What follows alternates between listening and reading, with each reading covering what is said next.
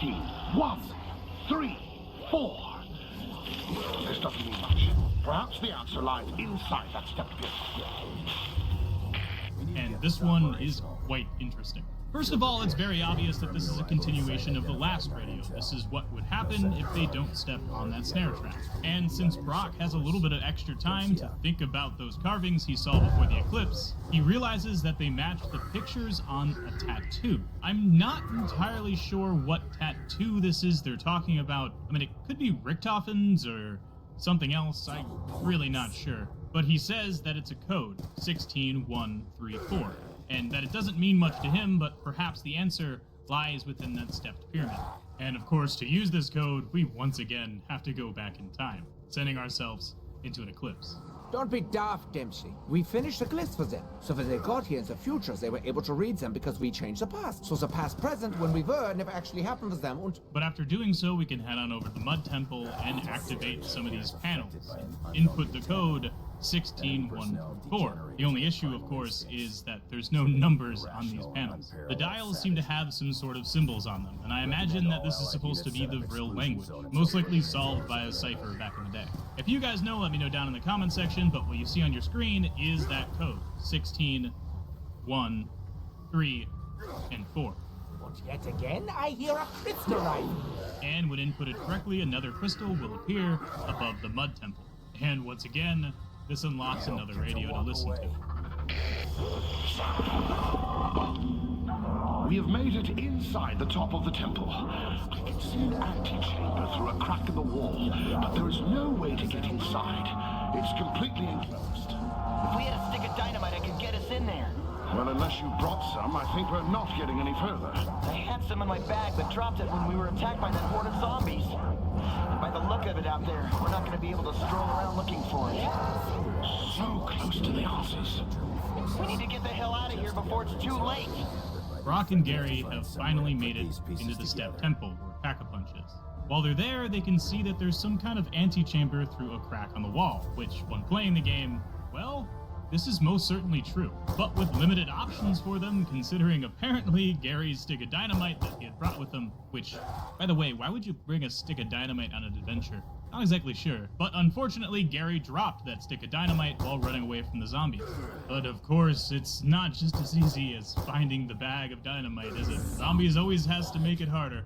I think all the crystals are raised. Now what? The stick of dynamite that Gary lost is somehow ensnared on this crystal. And of course, in order to get it, well, we gotta do some Easter egg steps.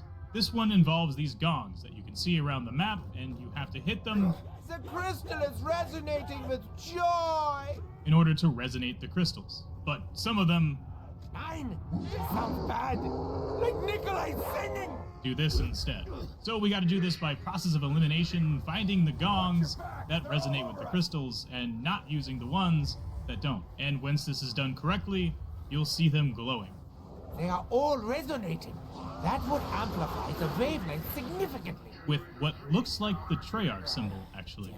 And now all that's left is to shoot one of these crystals with the upgraded Baby Maker, bouncing a ray of baby-making photons between each one of these crystals until it hits the one with the dynamite on it, and you need to stand beneath it to catch it. Which, yeah, don't mind the whole gun on the ground there. I mean it. Ignore this. Wavelength is amplified. The meteor will be mine! But anyways, once you have this stick of dynamite, you can see that that giant meteorite has shrunk and has fallen into the temple. And when you go up to the temple, you can hear Brock and Gary once again. If we had a stick of dynamite, I could get us in there. Well, unless you brought some, I think we're not getting any further. I had some in my bag, but dropped it when we were attacked by the horde of zombies. Dynamite! Wunderbar! Okay, you bring me that stick of dynamite, I'll open this bitch up like a can of beans. Then, can we get the hell out of here? Of course. I just need to see the inside of the temple. And it's pretty cool, because the lines that they're saying here are the same ones that are said in that radio that we heard before. So it seems that we interrupt them right at the end of them recording that, and hand them this stick of dynamite. All right, here we go. Everybody get back! And doing this gives us our final radio, the last we'll hear of Brock and Gary. I am now entering the antechamber. I see some sort of altar, and there is a rock suspended above it. This is just wonderful. An inscription. Rick Tar Fen. Richtofen. Gary, take an etching. The rock above the altar seems to be suspended in thin air. I'm going to remove it now. We've been in this jungle for days and haven't seen any sign of this hidden temple. Cannot give up. It has to be here. I can't shake this feeling like we're going in circles. We should get to higher ground and take a look.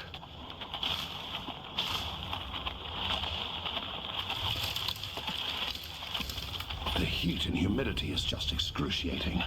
According to the locals, the temple should be in this mountain range just up this river. Gary, do you hear that? A waterfall. We must be close. Hand me the binoculars. There is a structure up ahead. If this is truly a gateway to Agatha, my work will finally be validated. Brock and Gary get to see the altar that has Richtofen's name inscribed on it. And if you're a little bit confused as to why Richtofen's name would be inscribed on an altar somewhere in Southeast Asia, well, that's because Shangri-La has a little bit of a complicated past. We learned way back in the World at War episode that on January 4th, 1940, Richtofen and Schuster conducted their first human teleportation test, and Richtofen was very confident in its success, so he volunteered himself. When he stepped in, he was teleported to the moon, where he encountered the MPD pyramid, which we'll get into more of that when we go to Moon, but for now, it electrocutes him and teleports him to Shangri-La. And this is also where Richtofen gained his obsession to find Agartha. But while Richtofen was at Shangri-La, he met the natives there, the Vril. The same Vril that gave us the Vril device in Call of the Dead, and the Vril that apparently live in Shangri-La. And while he was there, an altar was built in his name, the same altar that we find here in the map. And this is also where Richtofen encounters the focusing stone for the first time. So I suppose this is how he knew he needed to come here. But what is quite strange about this is when Brock and Gary find Shangri-La, well, there's no Vril. And also in the map, when you play it in Black Ops 1, the place is completely abandoned. Well, I got an idea why this might be. Remember towards the beginning of the video when we saw that over there in the skybox? Well, that is most certainly a moon, and definitely not Earth's moon. I mean, that right there is Earth's moon. And what's interesting about Earth's moon here is that it has what looks like some sort of rift around it. There's some swirly bits, which at least in the zombie storyline typically means rift. And with a really oddly shaped moon over there, I'm pretty sure right now, at least during the eclipse, we're on Mars. Yeah, I'll let that sink in for a second. I believe that this moon that we see in the distance is Deimos. And here is a real-life picture of the moon taken by one of NASA's orbiters. Now, the shape does not exactly line up. It's definitely not perfect, but one thing we can see is this little curved surface here is present in-game up here. But when I put it on top, obviously, it doesn't exactly line up. It's not perfect whatsoever. But it's close enough to at least say that perhaps the developers were looking at this image and trying to recreate the moon. And also, why else would there be some strange shaped object just floating out there above Earth all of a sudden in this eclipse version of Shangri-La? Doesn't make any sense otherwise. So we have Earth's moon that has arrived here via a rift. We have Mars's moon just sitting off there in the distance, but of course Mars has multiple moons, and I suppose that does bring into question, like, where are they? They're not present here whatsoever. Well, if we take a look at the loading screen for Shangri-La, we can see what looks like 3 moons floating out there in the sky, as some tornado-looking rift opens up and swallows up the temples. It is important to note, though, that Mars only has 2 moons, Deimos, which we talked about before, and Phobos. So as to why this picture depicts 3 of them, and also depicts a massive object covering the sun, I'm not exactly sure. But not only this, in the distance, way outside the map, is this. Which, if you look closely, is most certainly just a picture from the Midwest United States. I'm not entirely sure where, but it is impossible not to speculate that perhaps this was supposed to be some Martian landscape, considering that it is these very deserts that NASA trains their astronauts for Martian landscape. It's just a theory, but I don't know why else all of these things would be happening. Why would there be a rift on the moon? Why is there another moon out there in the skybox? And why is there a texture that looks an awful lot like Mars sitting in the distance? I think the only logical answer is that Shangri-La, at least during this Eclipse version, was on Mars. But I would assume that the normal version of the map here is on Earth. Obviously, Brock and Gary themselves are from Earth, they're English explorers, so I would doubt that they somehow stumbled upon a teleporter and brought themselves to Mars. I mean, at the very least, there's no evidence of that. What would make a lot more sense to me is that there's another rift going on here. Somehow, somewhere along the way, and I'm not entirely sure when this would have happened. It could have been a number of different times, considering there has been tons of rifts throughout the storyline so far. When we first teleported at Kino, for instance, I believe that was one of the big ones. It could be that when that all happened, well, Shangri-La was also teleported from Mars to somewhere in Southeast Asia. Again, it's just a theory. There is no official answer on this as far as I can tell, but let me know what you guys think down in the comment section. But in conclusion, Brock and Gary are still stuck in that same timeline. We heard at the end of our final radio, Brock reaching for the altar, touching the focusing stone, and immediately being teleported back in time, beginning the entire journey all over again. So I suppose it's time. Let's grab that focusing stone for ourselves and finish this Easter egg. Let's move on to Moon. Richtofen now has everything he needs to finish his grand scheme. From Kino, he got his diary, which he read in it that he needed both the Vril device and the focusing stone in order to complete his plan. He got the Vril device from Call of the Dead, and the focusing stone, obviously, from Shangri-La. So now it's time for him to go back to Griffin Station. But what exactly is his grand scheme? Why are we going to the moon? And what is Griffin Station? There is a lot to unpack there. Well, we've already discussed a little bit that Richtofen was teleported to the moon the very first time that he conducted a human teleportation test. But why Dr. Richtofen decided to teleport himself becomes a little bit more apparent if we go back a month to December 4th, 1939, where during test trial 151, Richtofen and Dr. Schuster successfully teleport a walnut, and of course this is the first successful test where the chemical composition of the object is maintained throughout the process, without it having been destroyed. Log entry 38, date, December 4, 1939. The matter transference prototype is prepared for test run number 151. We have now reduced our test subject's mass to prove that this is possible. Dr. Schuster, please give an overview. Yes, Dr. Richtofen. We have the new test subject, a walnut, weighing in at 10 grams. The target platform is now at 3 feet with no obstructions. We have 1 microgram of the element, which, according to our calculations, will be entirely used up during test. Excellent, Dr. Schuster. Commence test number 151. Yes, Doctor. Please, insert your earplugs.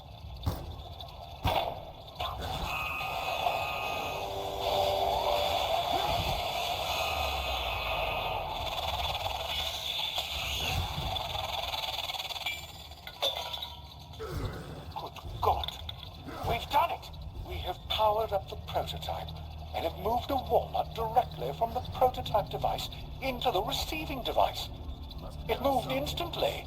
It teleported. Get me Dr. Maxis immediately. And in our first radio here on Moon, we get to hear about this walnut teleportation. And it's really strange hearing Richtofen before being corrupted by the Dark Ether. He sounds like a normal scientist, while during most games, he sounds absolutely crazy. This was before all of that. Before he hated Dr. Maxis, before he wanted him dead, before he was corrupted by the Dark Ether and started hearing voices in his head. This was when he was just a normal German scientist, or at least as normal as you could be for being part of a group like 935. But in this radio, we hear that that teleportation was most certainly successful, and Richtofen says, "Get me Dr. Maxis immediately," thinking that this is a massive breakthrough, and he wants to tell him right away. But unfortunately, Maxis wasn't too impressed. But this is not the crucial experiments that you are supposed to be working on. With all due respect, Dr. Maxis, this is a breakthrough of unimaginable proportions. What? That you moved a walnut a few feet? Yes, Edva. We will improve the human condition by revolutionizing the walnut industry. I can see it now. Edwards, walnut delivery. Don't be obtuse. How dare you call me that? we are at war, Edward. I will admit there is promise here. But until this war is won, Correct me if I'm wrong, Dr. Maxis, but Group 935 is a research organization. What was the motto? To improve the human condition? What business of ours is this for? fine, Dr. Richtofen. I will let you in on a little administrative secret. We are finalizing a deal with the Nazi Party. We need funding. We need equipment. They need new weapons. Chances are this war will end soon with a treaty or two, and we will be in a much better position to help the world. Are you certain this won't cause massive defections? We have scientists from all over the world working with us. That is why it is with the utmost confidence that I share this with you. No one will know of this. This is simply the breaking of an egg to make an omelet. Think of the tactical advantage we would have. Think of the cost. Think of the time. We can provide the Nazis technical expertise in various areas without putting all our eggs in your walnut basket. Good day, Edward, and get back to your real work.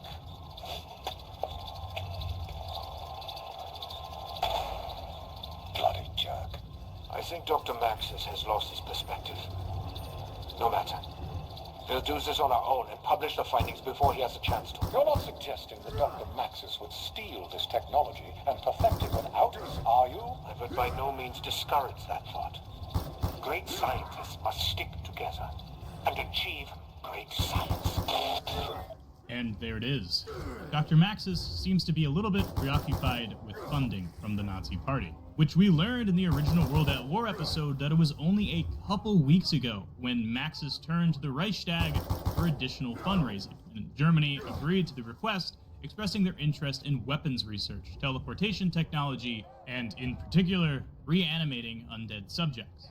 Well, it seems very apparent that at least Dr. Maxis doesn't think teleportation is the way to go, and instead they should be working on weapons. Richtofen should be working on the Wunderwaffe, and also, of course, reanimating an undead army. That one probably being the big one, considering that later on, they didn't even mass produce the Wunderwaffe DG2, leading to more hate for Maxis from Richtofen.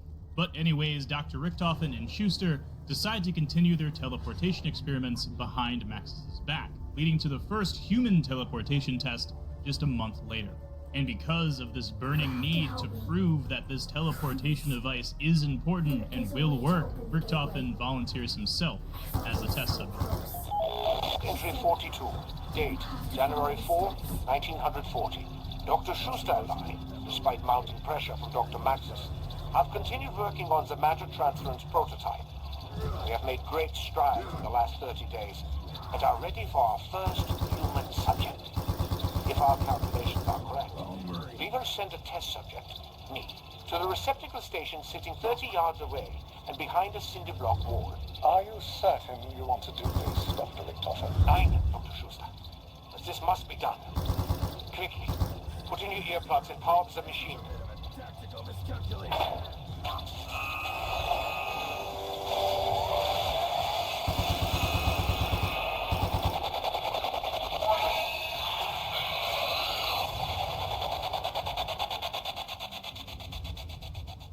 Is there a power outage? Why is it so dark? I feel almost weightless. How very unexpected. Dr. Schuster? Hello? There. I can see now. Oh my God. We're standing in a circular cave, surrounded by some kind of machinery. It's like nothing I've ever seen before. It looks almost alien in nature. There's a pyramid structure in the center of the room. I'm going to try and carefully touch it. Static electricity. It's smooth to the touch. Very cold. Not a speck of dust. Might be hollow. The chamber is quite large. I see what looks like capacitors in the ceiling of the chamber. But there are no obvious connections to anything electrical. What is this place? Dr. Schuster? Is that you? Dr. Schuster? Look at this. It appears to be covered in some kind of hieroglyphic language. I've not seen anything like it before. Why are you whispering to me? There's no need for that. Gas is lost. Do you hear that? It sounds like...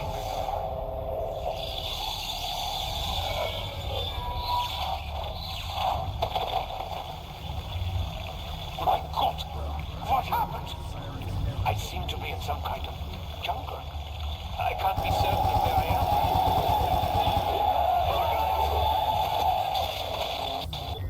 It seems that Dr. Richtofen was indeed successfully teleported. However, instead of being 30 yards away behind a singular brick wall, he's on the moon, particularly in the power room, standing directly in front of the MPD.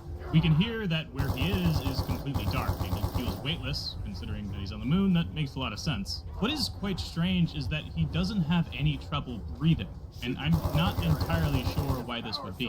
Considering that in that cave, there's no oxygen normally, so perhaps the Vril maybe knew ahead of time that this was all going to happen, and made sure that Richtofen wouldn't just instantly die from the lack of pressure and the lack of oxygen. But of course, Richtofen, being curious, reaches out and touches the pyramid, which shocks him immediately. He calls this off as just static electricity, but seconds later, he begins to hear voices in his head. He thinks that this is just Dr. Schuster, and he talks to him, saying, "Hey, look at this, there's some kind of hieroglyphs here." And even says, "Why are you whispering to me? There's no need for that." And moments after, we can hear, once again, he's teleported. And while he's teleported, he says, "Do you hear that? It sounds like..." Now, I'm not entirely sure what this would sound like. Perhaps he's just referencing the normal teleportation sound that he has heard during his testing with the machines at Doris. But perhaps there's something else.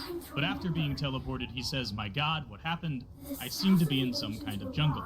And this is followed by some very strange noises, which don't sound familiar to me whatsoever. My best guess is that this is the Vril speaking to him. They probably gathered him wherever he was teleported to, and then shortly thereafter built that altar for him. It seems, at the very least to me, that the Vril are using him as a tool, which I suppose we won't really understand why for quite some time. But finally, after nearly a month later, Richtofen returns to Germany and talks to Dr. Schuster once again. Log entry 43, date January 23rd, 1940. I cannot be certain what happened to Dr. Richtofen once the tests commenced. He just disappeared from the machine into thin air. I have searched the area for days and have no evidence that he is anywhere. I am afraid I might have to scrap the... Don't scrap anything. We've done something. Something wondrous. Shh. Do you hear him? Dr. Richtofen, you're alive. I'm more than alive, Mr. Schuster.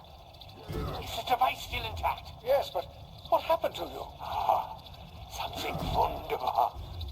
That chamber. That's incredible. The wonders we can learn. What are you talking about? Are you all right? Get in the matter transference prototype, Dr. Schuster. We have worked. When Richtofen returns, it's very clear that he's no longer the same man he was before he teleported. That same calm, cool, collected doctor voice that he had before has gone, and in its place is the one that we all know and love from Black Ops 1 Zombies, the crazy old Edward Richtofen. He's now corrupted by the Dark Ether, corrupted by the Vril that teleported him, and he comes to Dr. Schuster saying that something wonderful has happened, and there's so much that we can learn. Get inside the matter transference prototype. We have work to do. And on March 13th, 1940, construction of Griffin Station begins. Frustrated with Maxis's alignment with Germany, other disgruntled Group 935 scientists join the cause, working behind Maxis's back, working behind the back of Group 935, and developing the station on the moon. But after 2 long years of development, finally, Griffin Station is complete. Gentlemen, for 2 long years we have toiled here under the Eagle's Nest to build our fortifications. For 2 long years we have taken equipment to build up our labs. For 2 long years we have worked under Group 935, believing that Dr. Maxis truly wants to help the world. For 2 long years we've led a double life. Today, that all ends. I bring to you what this project is all about. What I have worked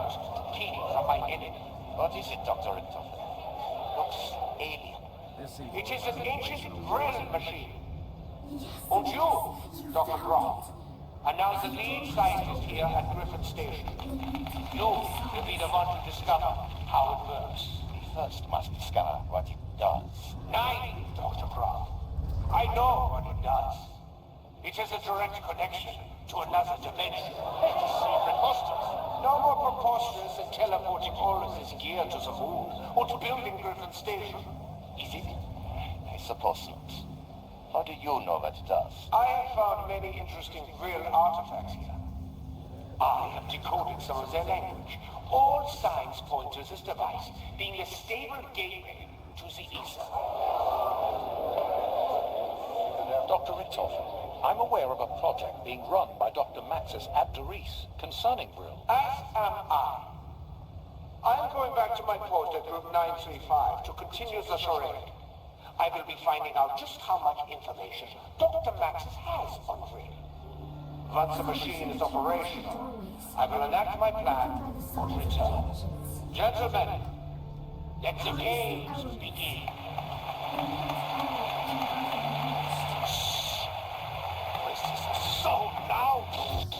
Finally, the defectors from Group 935 have found their purpose, and Richtofen has finally unveiled to them what he has been hiding, the MPD, an ancient Vril machine. So I suppose that does answer my question. The Apothicans and the Vril are basically the same. Why did the name change? I have no idea. But anyways, of course, Groff wants to discover what it does, and Richtofen tells him that he already knows what it does, that it's a direct connection to another dimension.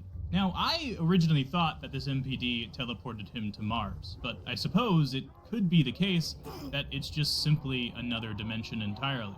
Or another dimension on Mars? I'm not entirely sure. But it definitely creates a rift, and that we know for certain. Richtofen says that he has found many interesting Vril artifacts here, and he has decoded some of their language, and all signs point to this device being a stable gateway to the ether.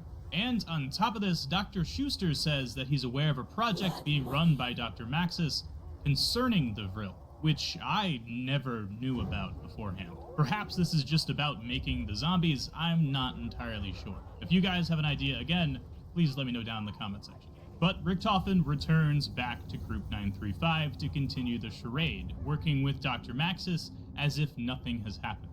All the while, Dr. Groff and Dr. Schuster work with the MPD to figure out how it works and continue experimentation. Log 1075.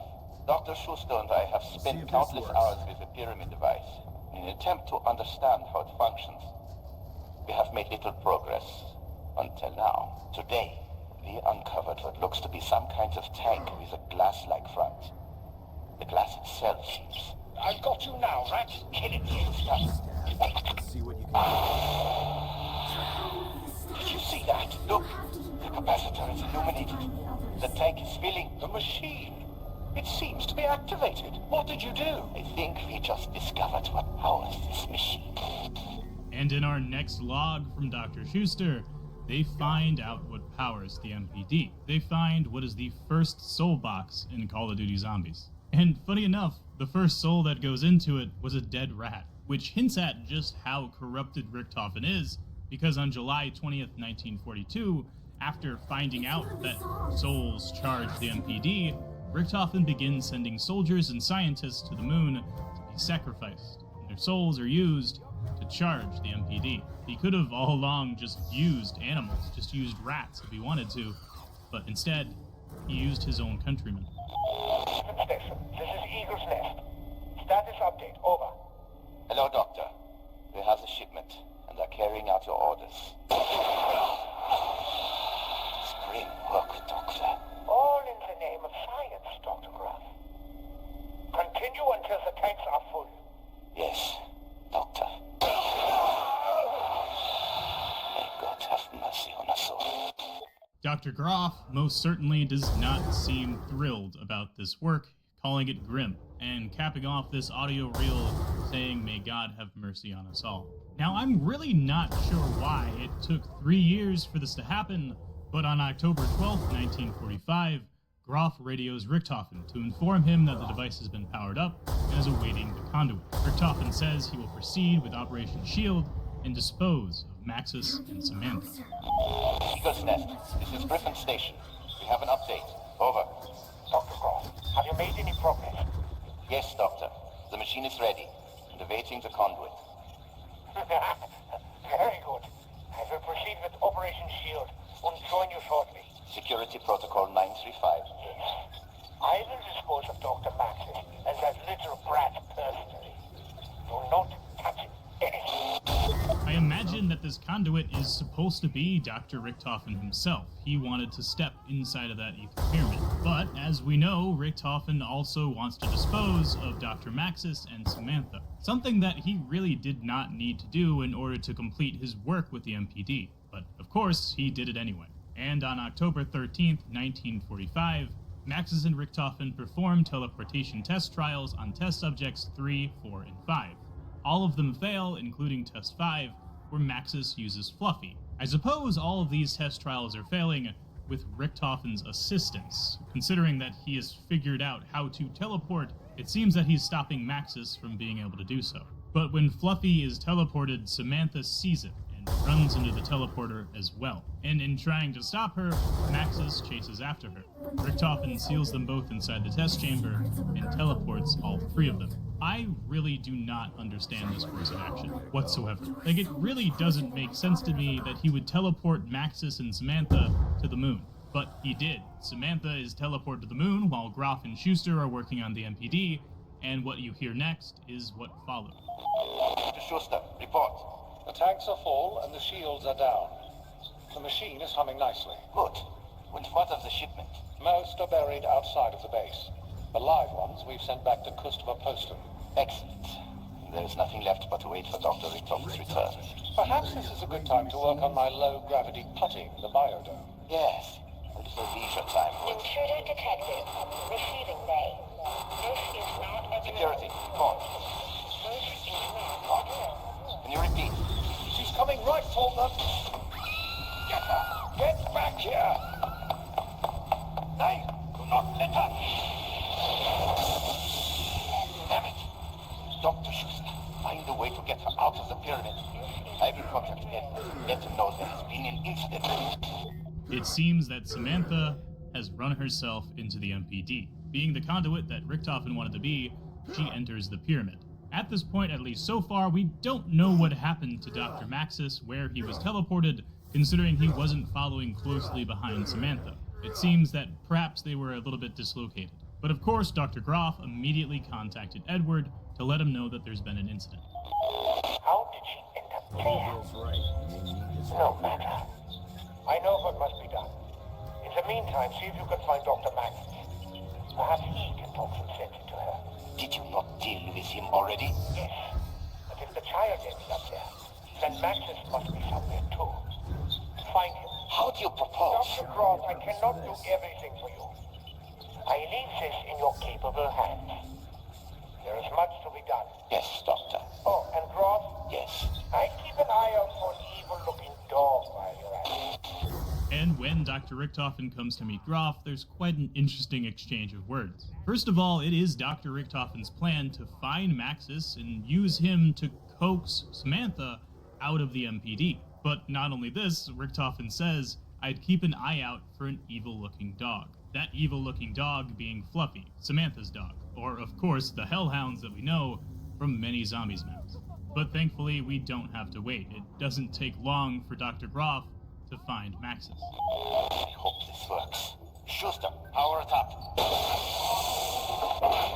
Systems nominal. Accessing her device. Interface via MPD active. Accessing MPD. MPD integrity check nominal. Awaiting input. Excellent. Bring the sample.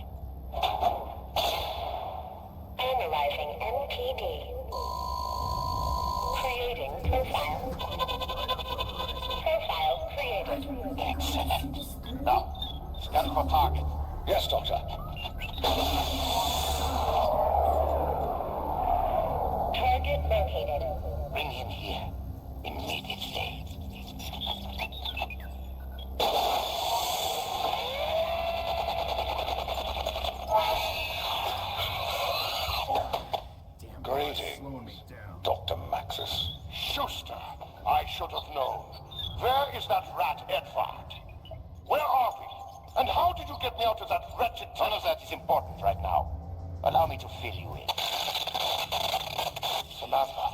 Honey, Daddy is here. Come, dear. Please, open the machine. Daddy will not let them hurt you anymore. Honey, Daddy knows he's made some mistakes. I am truly sorry that you were put through so much. When your mother died, I could not bear the thought of losing you, too. That's why I kept you so close. I did not mean to neglect you. I just wanted to know you were safe from harm. I love you, Samantha. I love you too, Daddy. Can you do something for me? Something very important. Yes. Kill them all.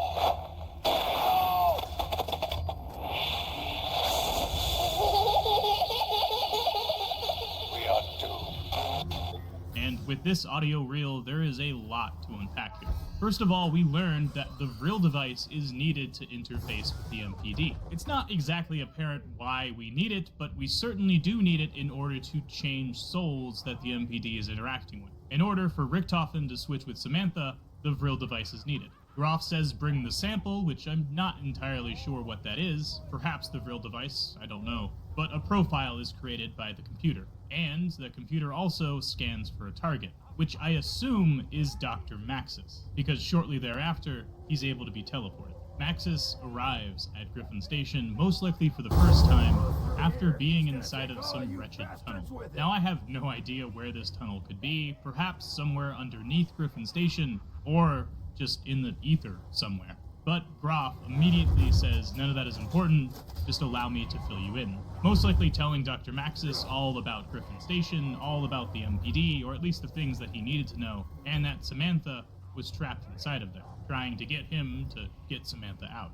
But Maxis has a plan of his own. After getting Samantha out of the MPD, he asks her for something very important, telling her to kill them all. And just after doing so, a gunshot is heard.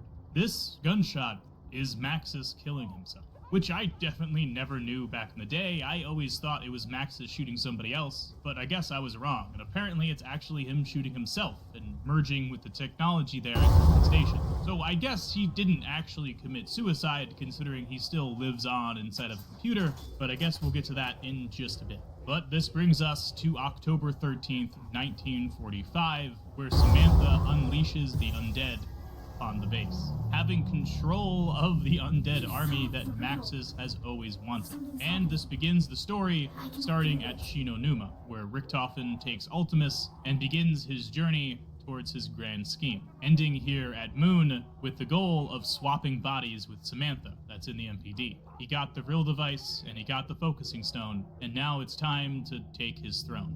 When we arrive at Moon, of course, we're here at Area 51, which is quite interesting because we haven't mentioned anything about America so far, but yet they very clearly have a teleporter here.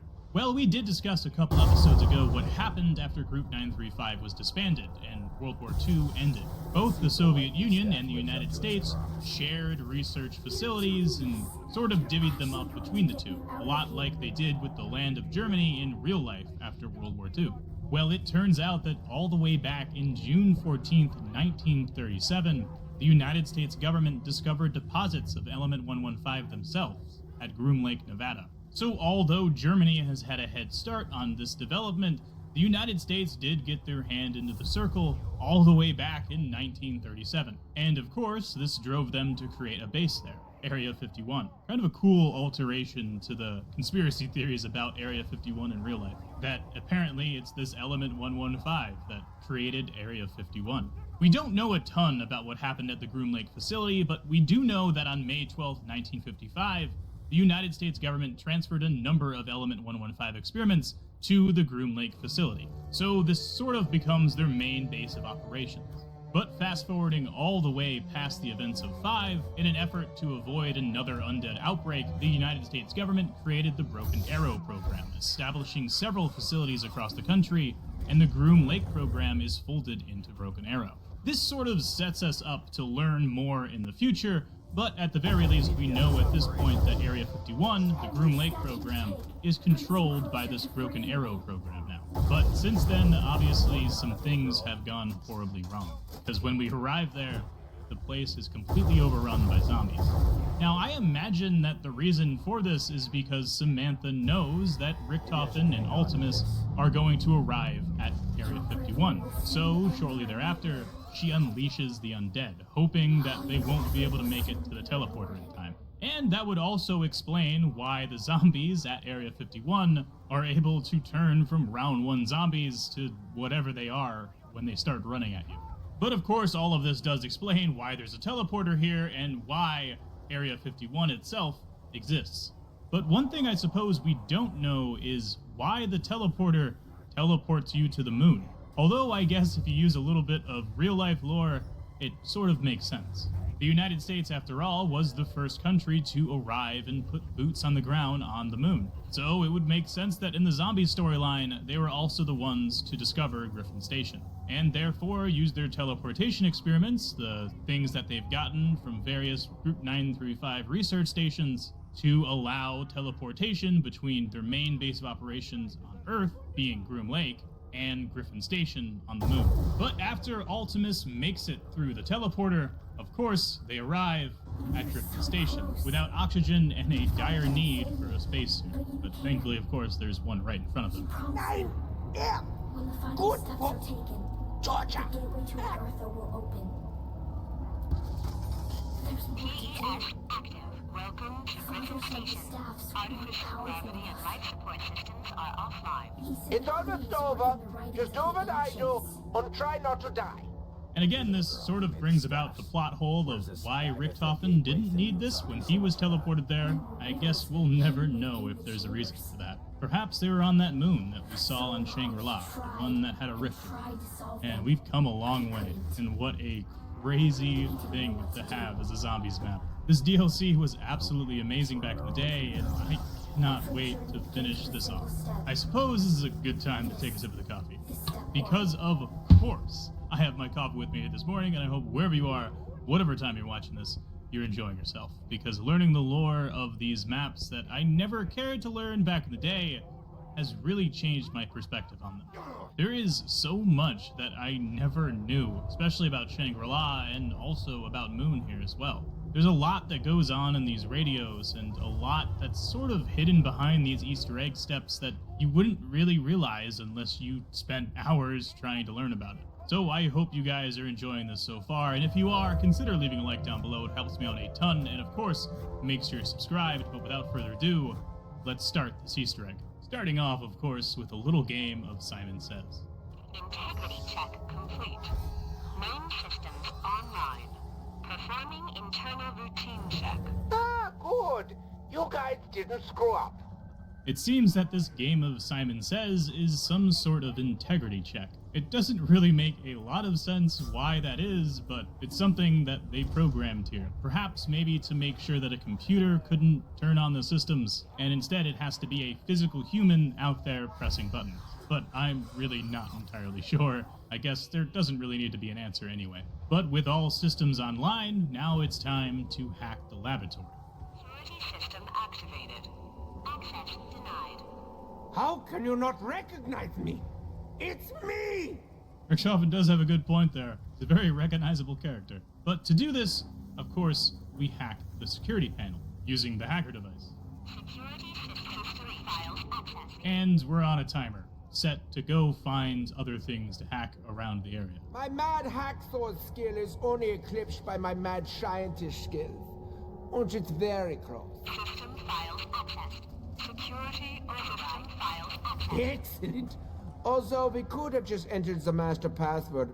Oh well, shut up! And after all the hacking is done successfully, all we need to do is go back and press all 4 of the red buttons.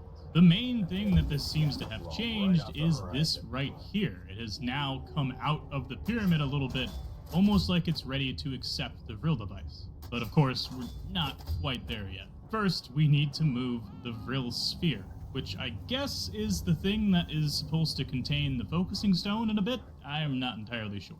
In order to get this Vril sphere, an excavator is needed to breach one of the tunnels, specifically Tunnel 6. Which, in playing the game, it's not exactly apparent why this is. I mean, I imagine it's because that sphere is somewhere here, but yeah, it doesn't seem like we can find it here ourselves. Excavator pi caused decompression of Tunnel 6. There's our good old excavator pi moving on towards his destination, ever so slowly.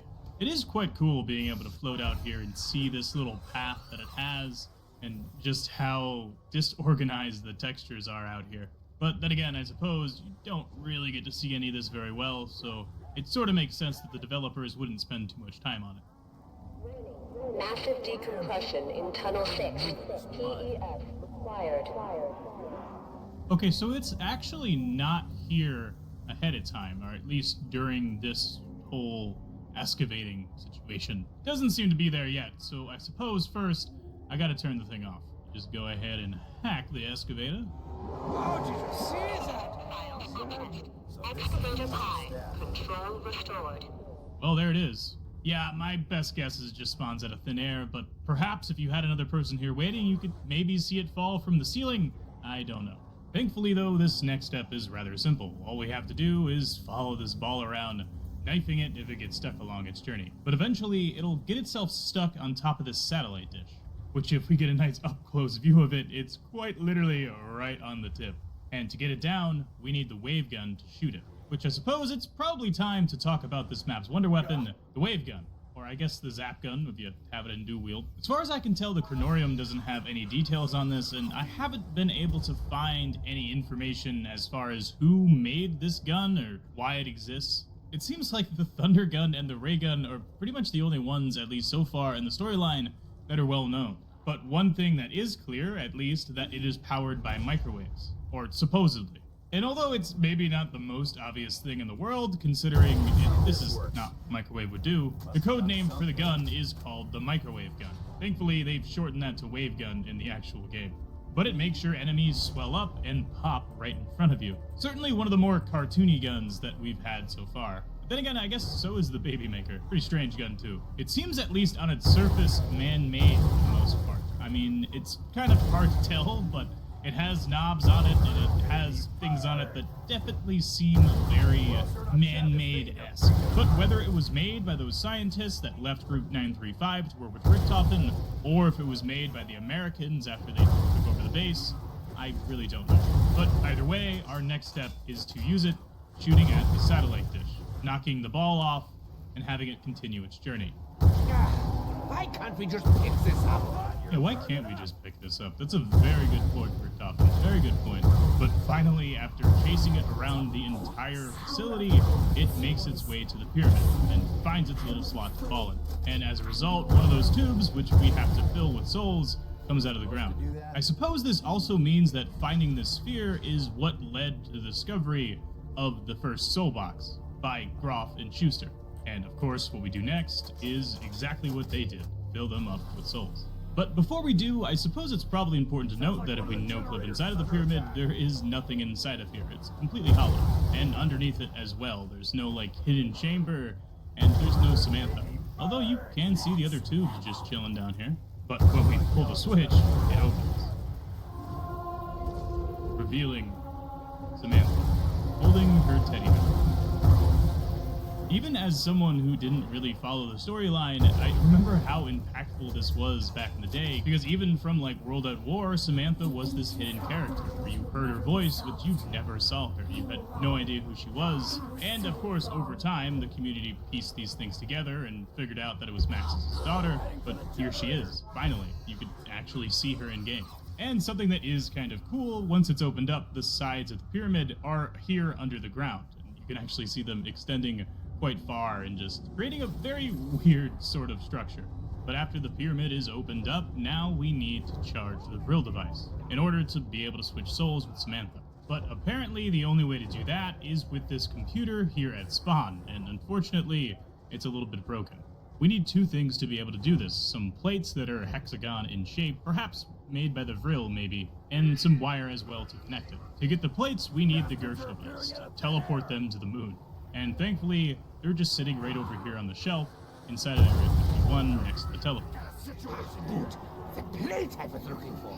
Now, it doesn't make a ton of sense how the Gersh device knows to teleport this to the teleporter, considering normally it's pretty random where the other end of the black hole ends up being. But thankfully it does, and once you teleport them, they land right there on the teleporting pad. Once teleported, they'll arrive exactly where you do, sitting there on the ground in spawn. But in order to get these plates from here on the ground to over there on the computer, of course we can't just pick them up, because this is zombies after all. We need to get the cool new flashy device that's in the map, the quantum entanglement device. Which, like the wave gun, I also don't really know where they came from. Perhaps just the natural progression of research with 115. But I suppose the step is simple. Here, there, doesn't matter anymore. Well, I guess it teleported me as well, but it seems to have worked. The plates are now where they need to be, and all that's left is the wire. But thankfully, with Black Ops 1 Reimagined, I don't have to worry about this part. And in this mod, it's already there in place for us, so we can just go on ahead with charging the brill device. Login, Teddy. Password is a lie. I'm not, but that's why no one would guess it. This is a relatively easy thing to do. Of course, when you're not spawning like me and have God mode, you have to worry about the zombies coming up to kill you, while you need to keep on going back over to this computer and typing on it. But after all you're really doing is spamming interact.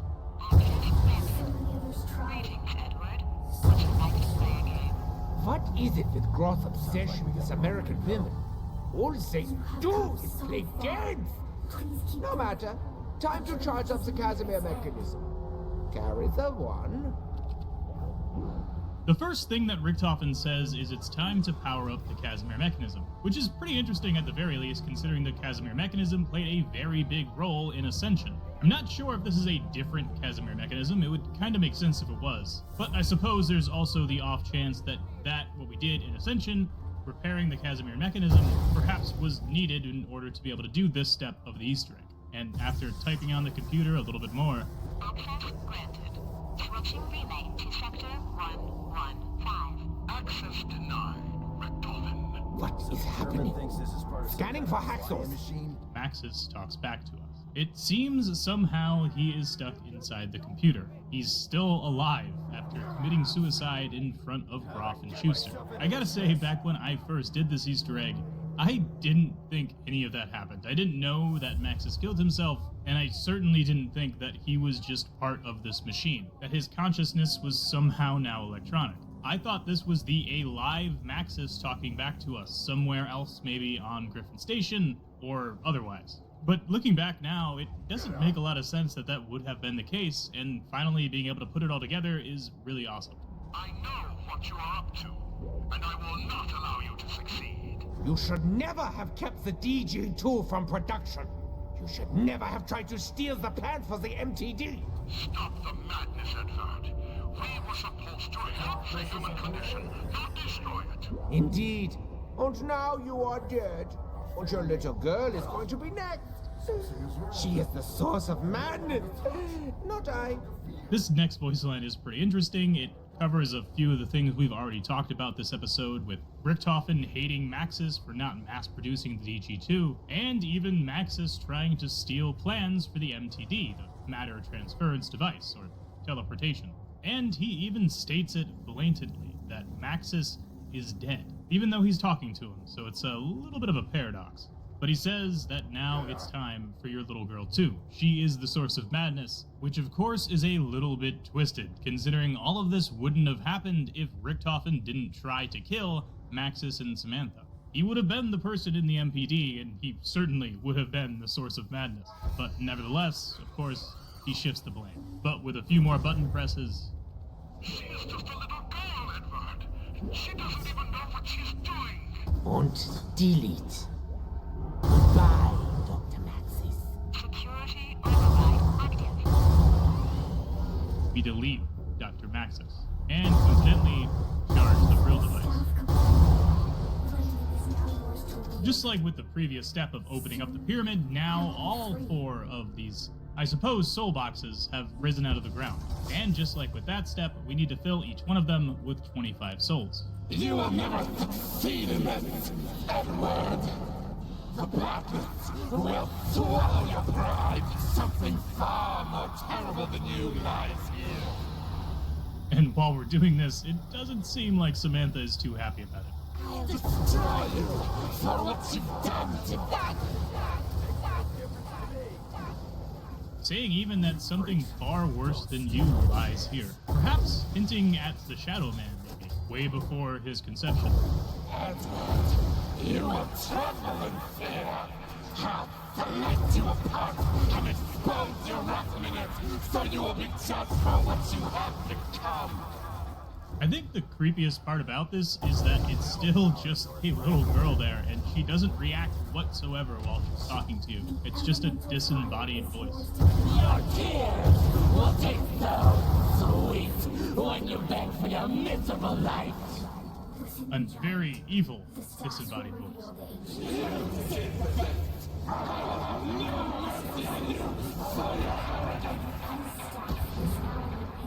I will destroy all those who help you. The Earth's destruction will lie in your hands, Edward. Your fault. The Earth's destruction will lie in your hands. That is quite the foreshadowing line, isn't it? Yeah! It's time to die, child! Oh no! But after all the soul boxes are filled, all that's left is to put in the Vril device.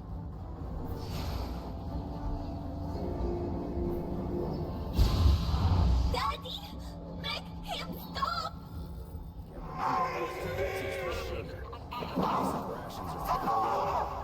I can control them all! I can destroy you all! But not before we continue the day. Richtofen has successfully swapped souls with Samantha, supposedly now living inside of her body in the pyramid, while Samantha lives in his. Richtofen is in control of the zombies now, which this can be heard, for instance, when the mystery box goes away. It's now Richtofen's voice instead of Samantha. And also, the eyes of the zombies have changed color from yellow to blue. Greetings. If you are receiving this message, it means that Richtofen has entered the device. If you free me, I will help you minimize the damage that he will inevitably cause. But it seems that while Dr. Maxis was in the computer, he left behind a failsafe, so that in the event of a soul swap with his daughter, that voice line would play over the intercom, and begin instructing whoever is left from Ultimus to finish his plan, in which he says that he needs to be freed, so perhaps he's still alive after all. The first step of doing this is grabbing that Vril sphere once again, which is easily done with the QEDs. Well, that's the focusing stone right there. So the focusing stone is part of the Vril device. How did I never know that? That's kind of crazy. But anyways, the Vril sphere is teleported over towards the Simon Says machine, the very first step of the Easter egg you have to do once again. Although this time, of course, it's a little bit more difficult to complete. Phase 1 complete. Redirecting security matrix. And once this is done, a rocket will start coming out of the ground, showing the entirety of the model. Which I suppose we should go take a look at these ones ahead of time and show that, yes indeed, they are all still here. It's just that most of the model is cut off by the ground. But that's only one rocket, so I suppose we gotta do this a couple more times, don't we? Security matrix override successful. Good. Now that I am in control of the station, we have one last chance to sever Edward's link with Earth. I will calculate the position. Retrieve the artifact and take it to the launch platform.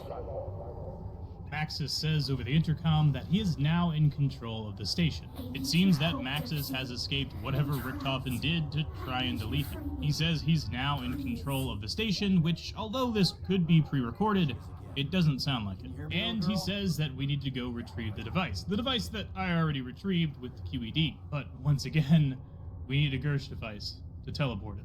Back to the mystery box we go. Give me the Gersh, give me the Gersh, I need to Gersh it. It is much nicer having two players in this, because at least you don't have to keep coming back to the mystery box to get the other device. Hopefully it won't take too long though. Yes, there we go. Beautiful. And if we head back on over, we can cap off this Easter egg with a bang.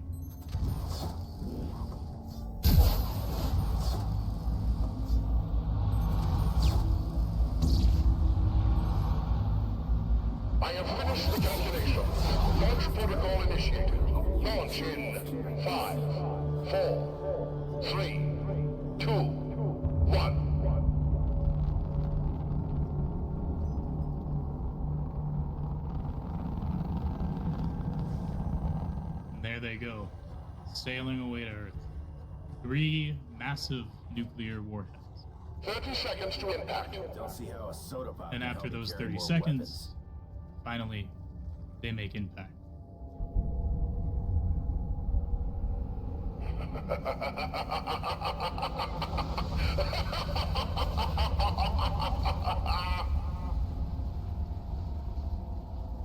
And Earth is destroyed. Or, at least, mostly. As we'll learn in Black Ops 2, there's still some survivors down there. It's very clear that this really didn't end up helping the situation. I mean, Richtofen is very much so still in charge, but now, according at least to Samantha, he's responsible for destroying the Earth, as Maxis left behind a tape ready to cause that destruction. And if we fly on over to the Earth, which it does take quite a long time to get there, we get to see that the singular texture that was there before is now replaced by multiple. There is a whole lot of floating lava and bits of Earth just flying about here. And it looks really crazy when you start getting close to it. This is actually kind of insane. We've made it back to Earth. Not looking too good at the moment, is it? It's quite literally like over 2/3 of it is just destroyed. Well, at least 2/3 of the side of the Earth that we can see.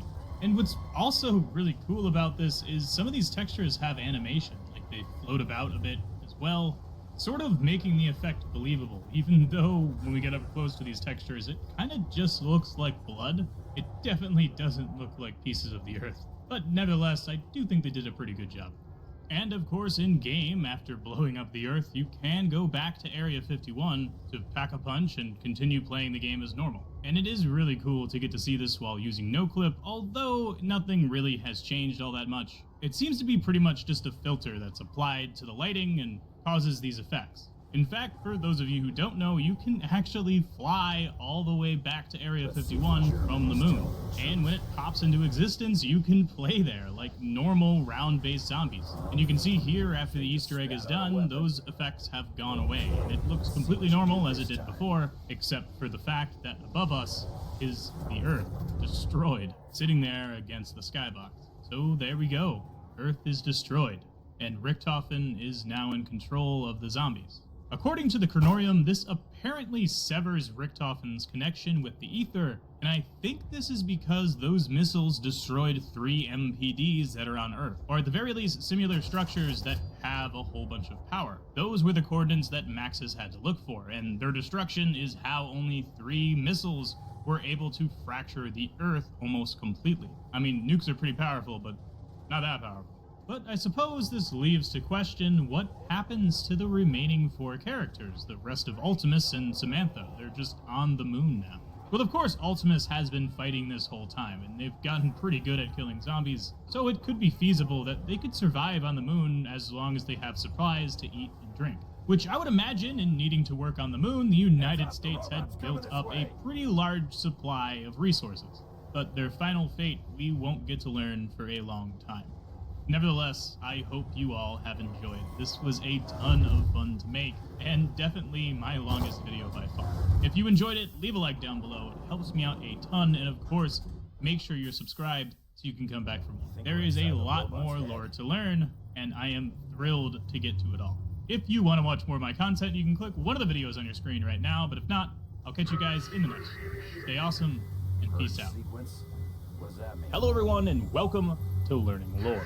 Today, we are starting off Black Ops 2, a game that came out in 2012, and I believe it was the last game that I went to the midnight release of. Something that at the time I had been doing every single time since Modern Warfare 2, and I also remember specifically that it was the last time I bought the hardened edition of the game as a physical copy, and got that really cool steelbook that I absolutely loved at the time for some reason, and honestly, I still love it today. I have it on my shelf. Something about the metal container to hold the CD that is themed after the game is just really cool for some reason. And you just don't have that nowadays with most games being bought online. It's something that I really do miss. And I do still remember the release day of Black Ops 2. I remember hopping on zombies for the first time ever and hearing what has now become an absolutely iconic sound of that bus horn in the distance. And because I bought the Hardened Edition, of course, I did also have Nuketown Zombies, which was a fantastic offering for someone who just wanted to play some zombies and get to some high rounds. On a map that was somewhat challenging too, because you didn't always get Juggernaut handed to you and you had limited areas to train in. Which I do think that Nuketown Zombies in particular made me better at training zombies. Obviously I had been doing it before in Black Ops 1, and World at War for that matter, but Nuketown made it necessary to do in a small backyard, and in a repeatable fashion as well, which sort of upped the game a bit. And as for Transit, it immediately inspired wonder, and made me wonder what was going on behind that fog. But shortly after that, also inspired anger, as I was starting to get annoyed with the fact that I couldn't see anything, and there was denizens jumping on my head attacking me. And I also specifically remember it taking my friend group quite a while to finally unlock Pack-a-Punch. And keep in mind that we were the people that didn't look up YouTube videos to do so, for the most part. We sort of just went by word of mouth back then. But I will say that Transit probably has one of the least intuitive Pack-a-Punch quests. Not that that's a bad thing, of course. And like I just said, back then I didn't watch a lot of YouTube videos. I didn't really look deep into the lore, at least the lore that I couldn't find myself through playing the game. There's a lot of things I didn't know, specifically about the cast, for instance, but this series, Learning Lore, is meant to change that. So if you're sort of new to the zombie storyline and you want to learn alongside me, I welcome you. And if you're one of the people who have been learning it the entire time, studying it as each game comes out, I hope you'll have me. Last episode, we left off with the end of Black Ops 1, with one of the cooler Easter eggs from that game where we blow up the Earth as a result. So in our current state, we have Ultimus on the moon, the original 4 characters that we played with in World at War, as well as in Black Ops 1. We have Richtofen in Power of the Zombies, who swapped souls with Samantha and is currently in the MPD, or I suppose the Dark Ether, kind of one and the same, I guess. But the big point being there, it's now Richtofen's voice that we hear as the announcer, as well as Samantha being stuck on the moon, in Richtofen's body, with Ultimus. Presumably still fighting against the undead at Griffin Station. So with that sort of being our known here going into Black Ops 2, well, we kind of need a new cast. Because we can't play as Richtofen anymore. Richtofen is now announcing. I mean, he took the place of Samantha. And of course, in Transit, that is exactly what we get, which we'll be going into in just a bit. But before we get there, there's some things we gotta go over first. And one of the biggest things is Broken Arrow, the secret organization supposedly funded by the United States. Now, we did learn earlier in Learning Lore that this Broken Arrow facility exists, and it was created on November 19th, 1963, in an effort to avoid another undead outbreak, just after the outbreak in the Pentagon on the Map 5. It says in the chronorium that the US government created the Broken Arrow program, establishing several facilities across the country, and the Groom Lake program, which it had previously, has folded into Broken Arrow. The Groom Lake program, of course, being Area 51. And the work that they did there, of course, was the teleporter that we have in Black Ops 1. So it seems very much so that Broken Arrow is kind of like a Group 935, but for America, and very much so focused on keeping this Element 115 and its effects sort of contained, while at the same time doing research on things like teleporters and weaponry. But our first map in Black Ops 2, Nuketown Zombies, takes place in 2025, 62 years after the foundation of Broken Arrow. And unfortunately, at this point, it's a little bit of a mystery what Broken Arrow has been up to this entire time. But later on in the video with Transit, we'll get into that just a little bit more. But one thing that we do need to know that is pertinent to Nuketown is on September 1st, 2025, in desperate need of more Element 115, Broken Arrow used an excavator to drill near the nuclear testing facility known as Nuketown. And what this does tell us is that they are out of 115, for one, which means that they've probably been doing a whole lot of experimentation, and perhaps some tragedies have set them back along the way. And here in 2025, they're in need of more resources. But unfortunately, just a little bit over a month later, on October 13th, 2025, a nuclear bomb explodes outside of Nuketown as a result of Broken Arrow's drilling. And the CIA and the CDC operatives arrive to find an undead outbreak already in progress. And that brings us to the events of Nuketown Zombies.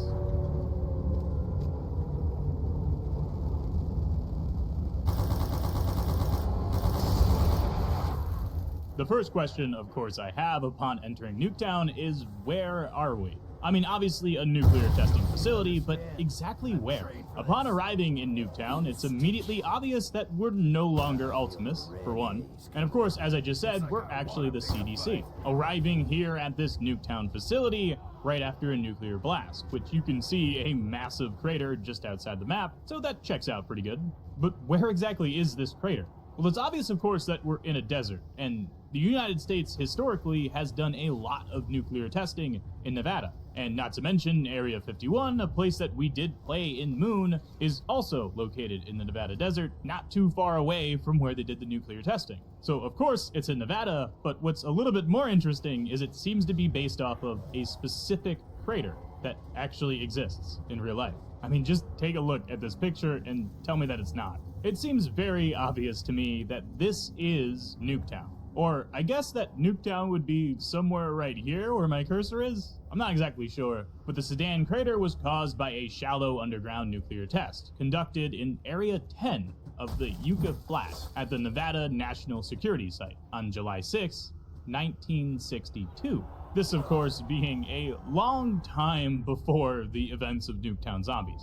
But this would have been only 1 year prior to the formation of Broken Arrow. Either way, it definitely seems like the developers took something from the past and decided to put it into the future, and sort of grew its roots through the zombie storyline with that.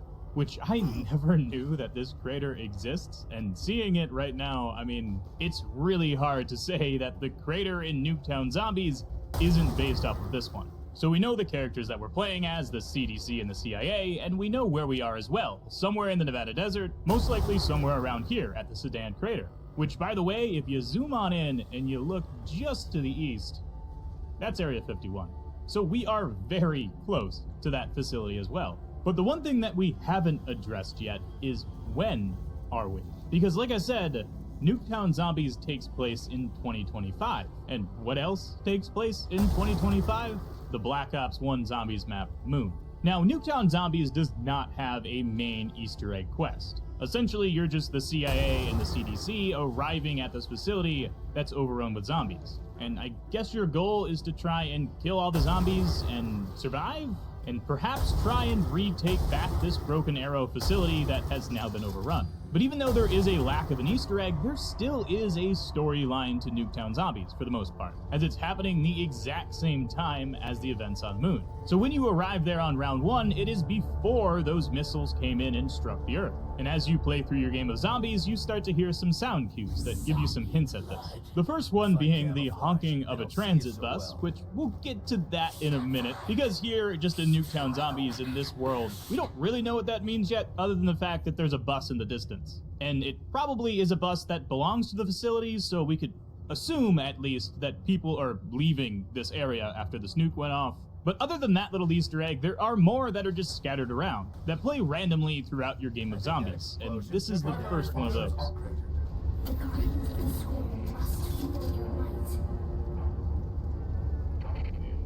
know I should have invented an egg-moving robot. Massive screws. Stupid accent.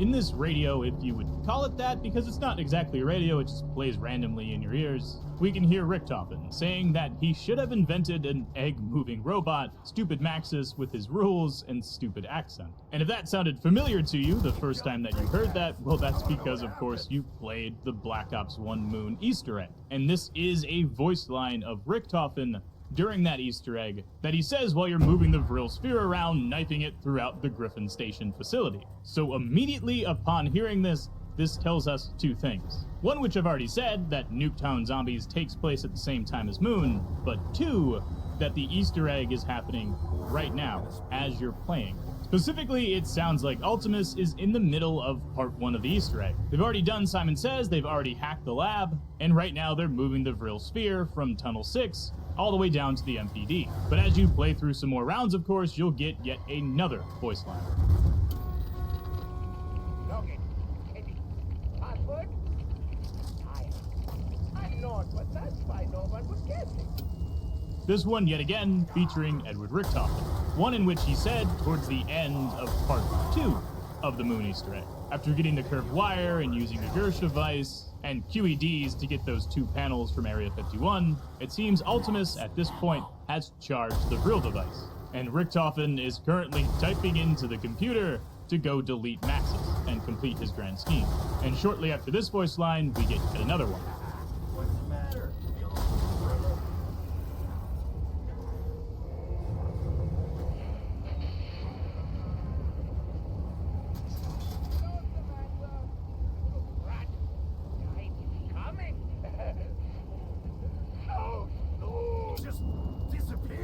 This one seemingly happening a little bit closer in time than the previous 2, as we can hear Richtofen talking to Samantha. The sounds we heard back on Moon with Samantha rising out of the pyramid. And of course, Richtofen says that your time is coming. Soon. Which is very much so the case, I suppose. Because once again, once we go through another couple rounds, we'll get another random radio.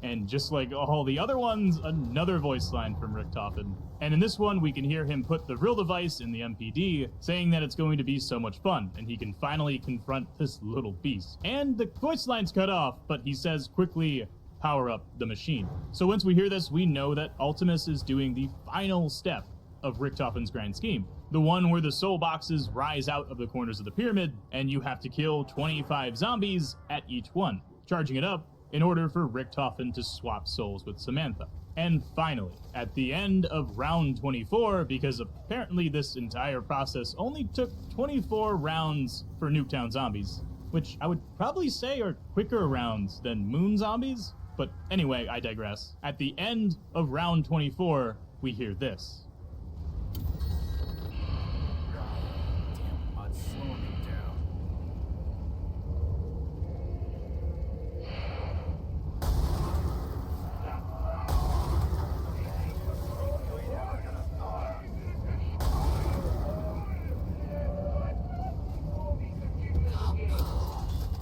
But not only do we hear this, all of the zombies' eyes around us turn from orange to blue. And suddenly, Richtofen is in control of everything. It's no longer Samantha in the MPD, it's Richtofen now.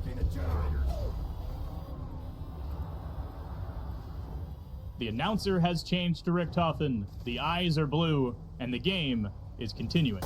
So the Moon Easter egg is now complete.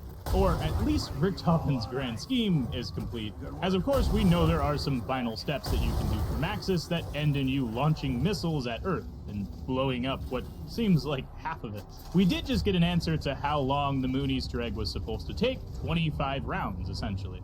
But when you die on Nuketown Zombies, something very interesting happens in the end screen. Your camera is attached to one of those rockets that was shot from the moon, and you can see that it lands smack dab in the middle of Nuketown Zombies. Somewhat specifically around here, it seems like. Which I think is somewhat significant, because I'm pretty sure that these rockets are aimed at other MPDs, or at the very least hotspots of Element 115. So this would mean that if there is an MPD, or perhaps a huge stockpile of 115, it would be right here beneath the road, somewhere in an underground bunker or something of that sort. And although we definitely don't know how long this takes, we do know the fate of these CDC employees. They all seem to get killed by this nuclear device, and it ends up fracturing the Earth. And that is the story of Nuketown Zombies. Although there are some other things that I would like to look in first before moving on to Transit, one of those being the fact that perks are falling from the sky. Specifically, falling from the mushroom cloud that is a result of the nuclear explosion. My best guess for a lore reason that this happens is that nuclear explosion, which blew up a whole bunch of 115, created some sort of rift inside of the mushroom cloud, which is not too far off of things that we have seen before in the zombie storyline, so it kind of makes sense. And through this rift, these perk machines, of course, are flying down one by one, every few rounds after the CDC kills a bunch of zombies. Almost like they're charging some sort of massive soul box in a way, which is an interesting thing to think about, actually. although I'm not sure if it really has any implications. But the CDC definitely does have to kill zombies in order to get perks, but I suppose that's also just a consequence of round-based zombies in general, so maybe we should put that aside. But there is one more little Easter egg that we need to talk about, and that is a voice that we can hear and activate by going up to the bunker here on Nuketown Zombies and knifing them.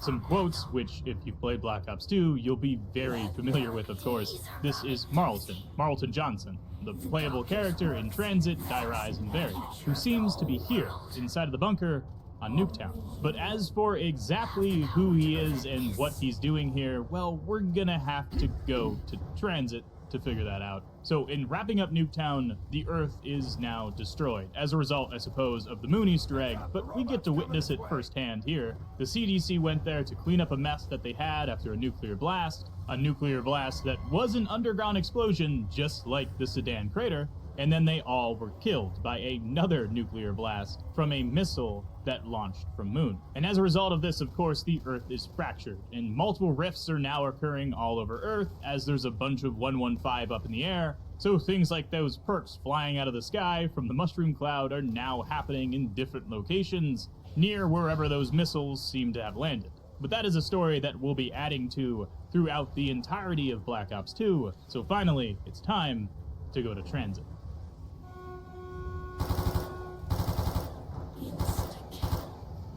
You behind all these magic potions too, German? For the power being out.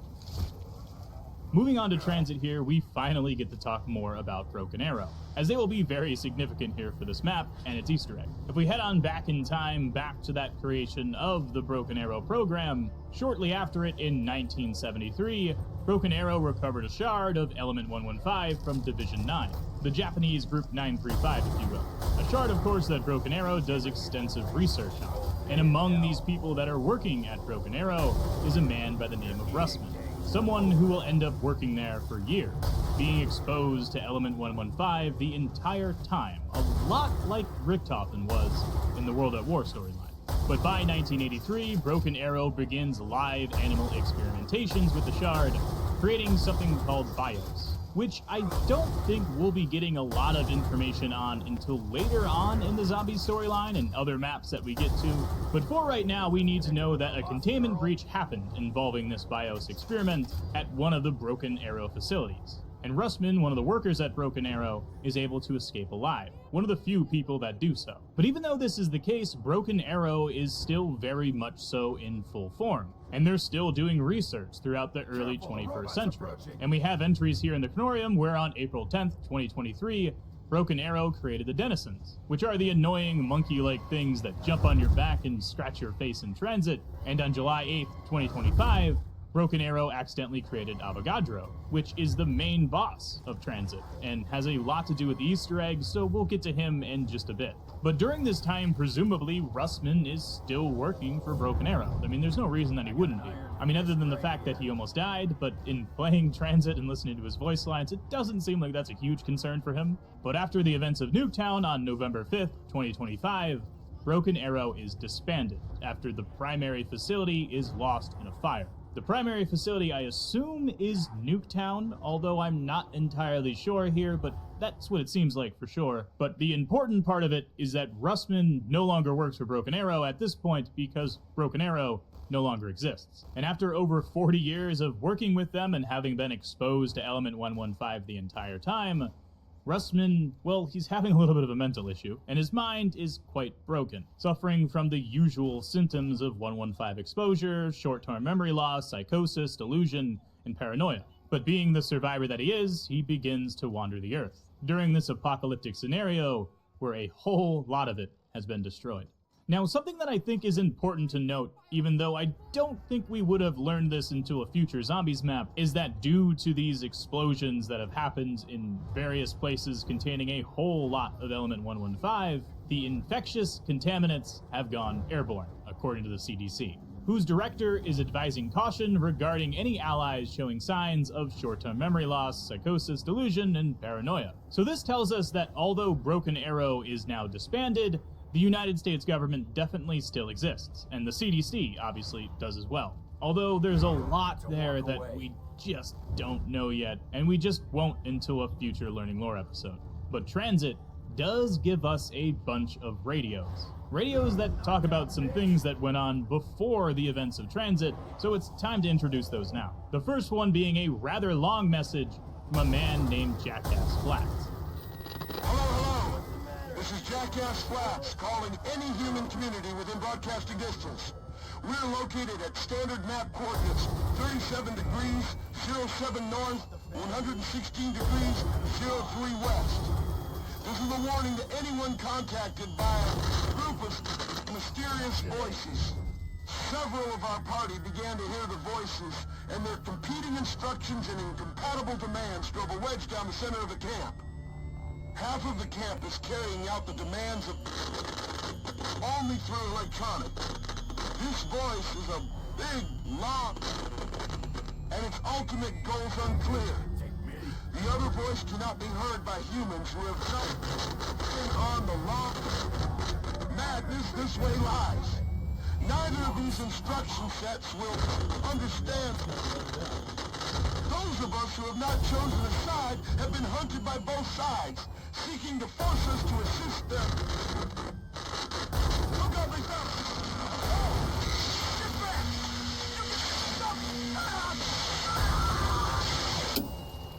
In this radio transmission, we hear Jackass Flats calling to any human community within broadcasting distance, essentially an SOS message, giving his location and a warning to anyone who is contacted by some mysterious group of individuals who are hearing mysterious voices. And he goes on to explain that several of his party has begun to hear these voices as well, and they have competing instructions, incompatible demands that drove a wedge down the center of his camp. He describes one of the voices as something that is big and loud, and its ultimate goal is unclear, while the other voice can only be heard by humans who have done something, and the static sort of hides this detail. And another thing that's important to mention about this transmission is those map coordinates. 37.07 degrees north, 116.03 degrees west.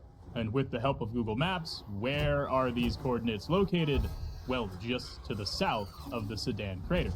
The crater that Nuketown Zombies is based off of inside the desert of Nevada. This is quite interesting and might lead in to tell us a little bit more about the location of Transit, so we'll be getting to that in just a second. But he ends the transmission saying that neither of these instruction sets will something, and anyone who has not chosen a side is being hunted, with both sides seeking to force them to assist. And at the very end, he says, "Oh God, they found me." You can hear some electric sounds and some screams. And I'm assuming Jackass Flats is killed. Given the electric nature of the sounds here, I'm assuming it's the group that is associated with the first voice he describes that ends up killing him, as it sounds like the voice is asking these people to do something with electronics. Perhaps gathering some sort of energy, 115, we're not exactly sure yet, but these next few radios start to paint a clearer picture. What's that? Who's there? Yes, I can hear you. Of course I have. There's nothing else. No, I won't do that. How do I know you're not lying? You can be making all that up, huh? Well, sure, that only makes sense. Good. Sure. But, no, I see. Sure. Really? They're my friends. Yes. Of course I see now. I'll do it. I'll do it for you. For you and the flesh. In this radio, we hear the voice of some mysterious man, talking to another voice that seems to be in his head, which of course is something that we have seen before in the zombie storyline. I mean, Richthofen himself does it all the time, and is very much so an effect of exposure to Element 115.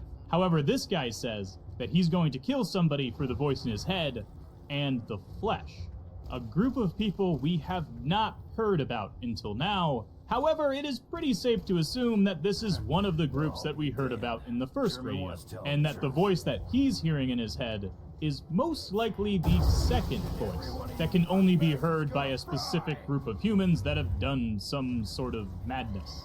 And the reason this radio tells us that is this man says to some voice in his head, "Of course I have. There's nothing else." Which, whatever he has done, is the thing that allows him to hear this secondary voice that everyone else isn't hearing. Something that it seems like all of these members of the Flesh are doing. And putting things in perspective here, we're in a zombie apocalypse where a whole bunch of the world is destroyed and there's lava everywhere, it's really dangerous. There probably isn't a whole lot of food. So what is the thing that the Flesh is doing? Well, they're eating the flesh of the zombies, giving them a connection to hear a voice in their head, the voice that is controlling the zombies, Richtofen.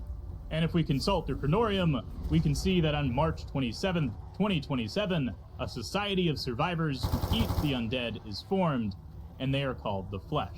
This being only 2 years after the events of Nuketown Zombies, the events of Moon, the world blowing up, and I would assume most of its population dying. The Flesh is formed, and a man named Samuel J. Stuhlinger joins the Flesh. And through the consumption of undead meat, the Flesh begin hearing Richtofen's voice. He tries to persuade them to build some global polarization devices for him in pursuit of his new plan, to mend the rift in space-time and acquire full control over the ether. While at the same time, there is another voice speaking to everyone else who hasn't consumed this undead flesh, and this voice is Maxis, who is communicating to the survivors on Earth and telling those who are willing to listen to also build a global polarization device. Since he has merged with electronics, he can do so by communicating through anything on Earth that used electronics. So it makes a lot of sense why they're conflicting voices, as Richtofen is telling them to build this device for him, while Maxis is telling them to do the same thing, but in a different way. But with Maxis having access to much more people than Richtofen, of course they make some progress. Hello? Hello? Are you there?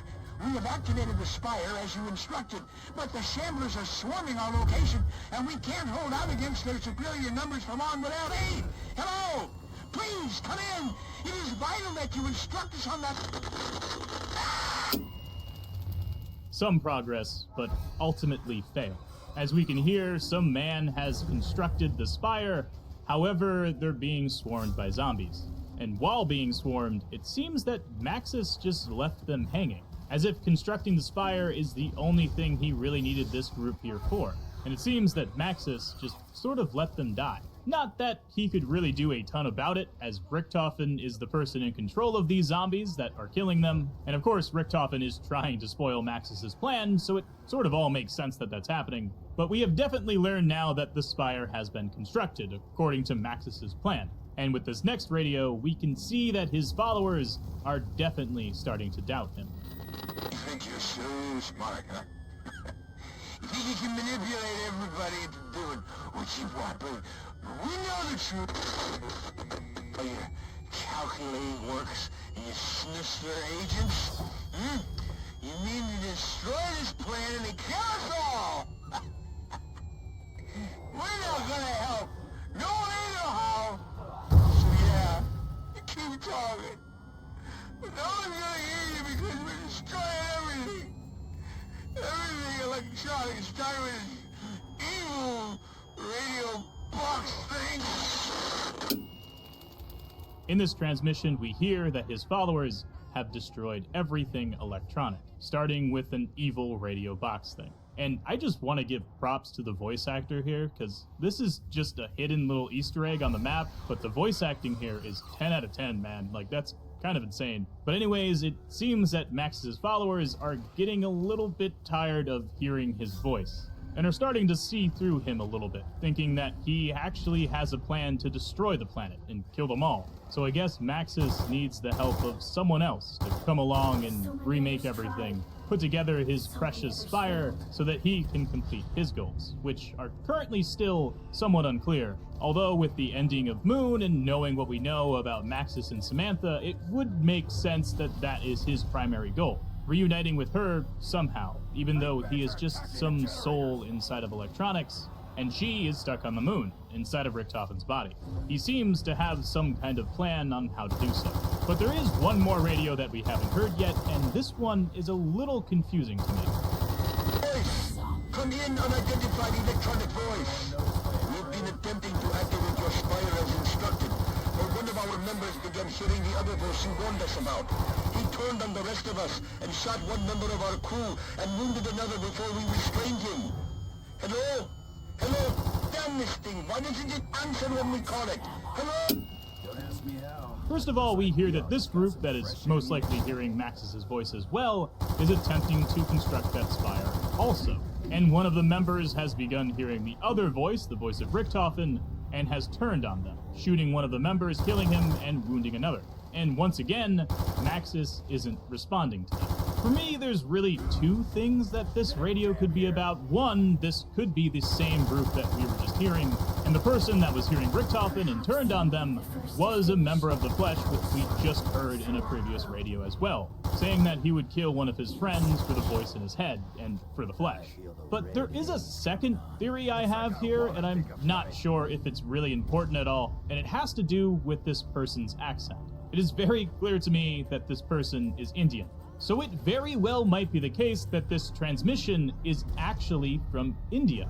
As stated before, this polarization device that they're trying to create is global, apparently, and there most likely is other areas and other groups around the world that Maxis and Richtofen are trying to contact. So perhaps this is hinting at one of those groups being in India.